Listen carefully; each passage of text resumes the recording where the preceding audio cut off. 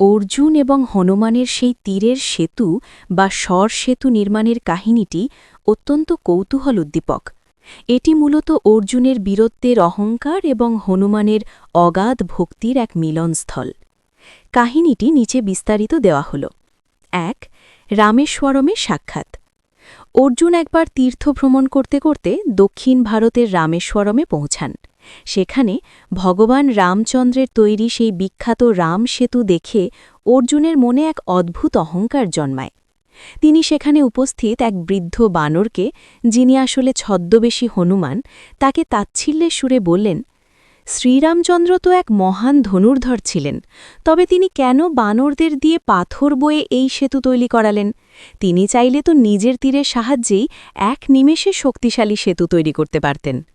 হনুমান ছদ্মবেশে হেসে উত্তর দিলেন, হে বীর, তীরের সেতু দিয়ে আমাদের মতো বিশালকায় ও শক্তিশালী বানরদের ভার সইত না, সেই সেতু ভেঙে পড়ত।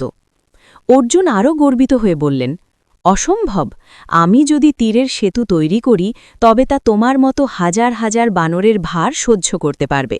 যদি না পারে তবে আমি অগ্নিকুণ্ডে ঝাঁপ দিয়ে প্রাণ দেব। হনুমানও রাজি হলেন এবং বললেন, ঠিক আছে, তুমি সেতু তৈরি করো। আমি যদি মাত্র ৩ পা হেঁটে তোমার সেই সেতু না ভাঙতে পারি তবে আমি সারা জীবন তোমার দাস হয়ে থাকব। ৩.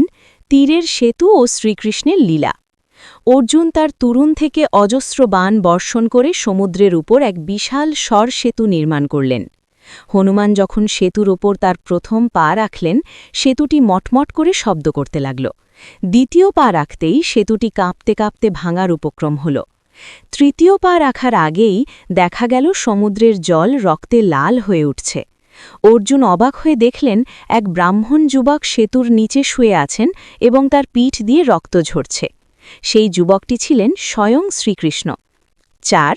অহংকার মুক্তি ও প্রতিশ্রুতি। অর্জুন ও হনুমান দুজনেই বুঝতে পারলেন যে শ্রীকৃষ্ণ নিজের পিঠ দিয়ে অর্জুনের তীরের সেতুটি ধরে রেখেছিলেন, যাতে অর্জুনের প্রতিজ্ঞা রক্ষা হয় এবং হনুমানের ভারে সেতুটি ভেঙে না যায়। অর্জুন নিজের ভুলের জন্য ক্ষমা চাইলেন এবং তার অহংকার চূর্ণ হল।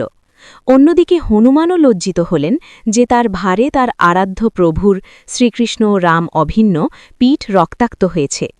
তখন শ্রীকৃষ্ণ তাদের দুজনকে শান্ত করেন এবং হনুমান অর্জুনকে আশীর্বাদ করে বলেন, আগামী কুরুক্ষেত্রের মহাযুদ্ধে আমি তোমার রথের পতাকায় অবস্থান করব।